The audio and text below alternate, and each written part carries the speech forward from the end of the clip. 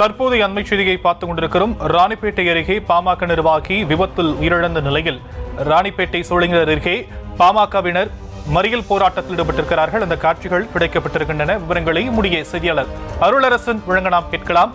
அருளரசன், மேல் விவரம். நிச்சயமாக சாம். சோளிங்கர் அருகே பாமக மாவட்ட நிர்வாகியும் பிரபல வழக்கறிஞருமான சக்கரவர்த்தி என்பவர் நேற்று இரவு இருசக்கர வாகனத்தில் விபத்து ஏற்பட்டு உயிரிழந்தார்.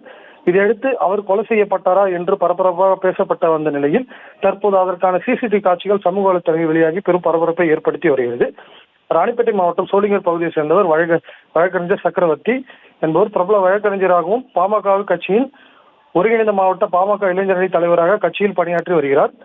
இந்த நிலையில் நேற்று இரவு 11 மணி அளவில் தனது வீட்டிற்கு இருசக்கர வாகனத்தின் மூலமாக சென்று கொண்டிருந்தார். அப்போது சாலை ஓரத்தில் பின்பக்க தலையில் பலத்த காயத்துடன் அடிபட்டு அவரை அருகில் இருந்தவர்கள் உடனடியாக மீட்டு 108 ஆம்புலன்ஸ் மூலமாக சோளிங்கர் அரசு மருத்துவமனையில் சிகிச்சைக்காக கொண்டு சென்றனர். அங்கு அவர் பரிசோதித்த மருத்துவர் இவர் ஏற்கனவே இறந்து விட்டதாக தெரிவித்தனர். இதனை அடுத்து போலீசார் வழக்கு பதிவு செய்து வழக்கறிஞர் சக்கரவர்த்தியின் சடலத்தை கைப்பற்றி பிரேத பரிசோதனைக்காக வேலூர் அடுக்குமாரி மருத்துவமனைக்கு அனுப்பி வைத்ததோடு இந்த சம்பவம் தொடர்பாக குற்றப்பின்னணி உள்ளதா, அவருக்கு மர்ம நபர்கள் கொலை செய்யப்பட்டாரா என பல்வேறு கோணங்களில் பரபரப்பாக குற்றச்சாட்டுகள் தொடர்ந்து எழுந்து வந்த நிலையில் பாமக கட்சியில் முக்கிய மாவட்ட பொறுப்பில் இருக்கும் பிரமுகரும் பிரபல வழக்கறிஞருமான சக்கரவர்த்தி இருசக்கர வாகனம் சென்று கொண்டிருக்கும் போது நிலை தடுமாறி சாலை ஓரத்தில் விழுந்து தலையில் பலத்த காயம் ஏற்பட்டு உயிரிழந்து உள்ளதாக தற்போது அதற்கான சிசிடிவி காட்சிகள் சமூக வலைதளங்களில் வெளியாகி பரபரப்பாக பேசப்பட்டு வந்தன.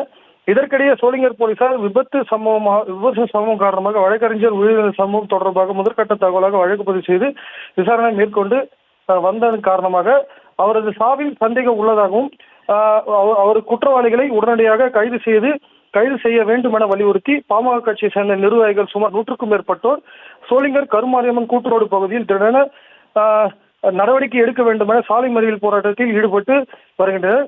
மேலும் இச்சம்பவம் காரணமாக அப்பகுதியில் கடுமையான விரிவான விவரங்களுக்கு நன்றி அருளரசன்.